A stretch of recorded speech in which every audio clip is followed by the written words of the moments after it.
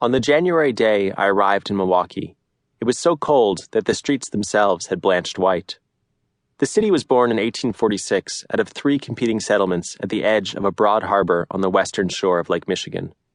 4 years after its founding, the Milwaukee and Waukesha Railroad linked the lake with the hinterland and the rich wheat fields of the Midwest with the growing populations of the East. Before long, Milwaukeeans weren't only moving materials but processing them, making beer from hops, leather from cows, and flour from wheat. With the growing success of this industry and the help of an influx of German immigrants, those first processing plants encouraged the growth of a broad range of precision manufacturing. The heart of the activity was the Menominee Valley, a miasmic swamp that was steadily filled in to accommodate what was soon a coal-choked industrial powerhouse. Industrially, Milwaukee is known across the face of the earth, the 1941 WPA Guide to Wisconsin rhapsodized. Out of the city's vast machine shops come products that range from turbines weighing 1,200,000 pounds to parts so minute as to be assembled only with the aid of magnifying glasses. Milwaukee steam shovels dug the Panama Canal. Milwaukee turbines harnessed Niagara Falls.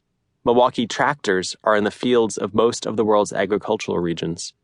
Herringbone gears made in Milwaukee operate mines in Africa and Mexico, sugar mills in South America, and rolling mills in Japan, India, and Australia. Milwaukee had become the center of a far-reaching industrial colossus, known everywhere as the machine shop of the world. It didn't last forever. After World War II, the fixed steel lines of the railroads gave way to the more flexible movement of rubber tires over new roads.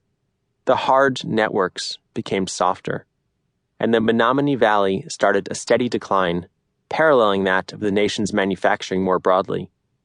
The United States became a country that produced ideas more than things.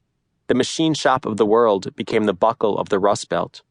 Milwaukee's factories were left abandoned, and then, only more recently, turned into condominiums. But Milwaukee's industry didn't disappear entirely.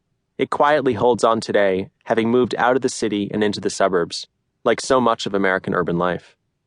Early one morning, I followed its path, driving from a downtown hotel on a deserted street to a new industrial neighborhood in the northwest corner of the city.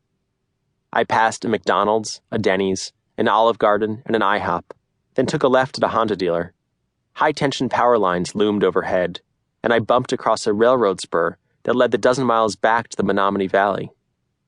Along a series of smooth, wide suburban streets was a concentration of industry that would have made William Harley and Arthur Davidson proud.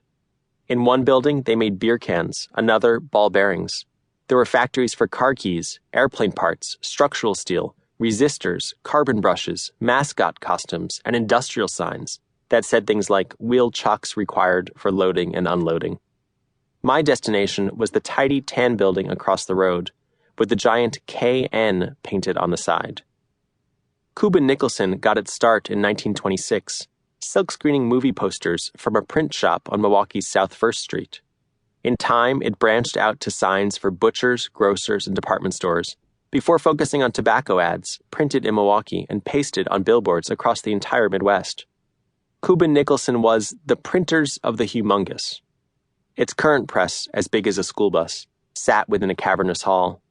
Its installation had taken a team of German engineers 4 months, flying home every other weekend to see their families.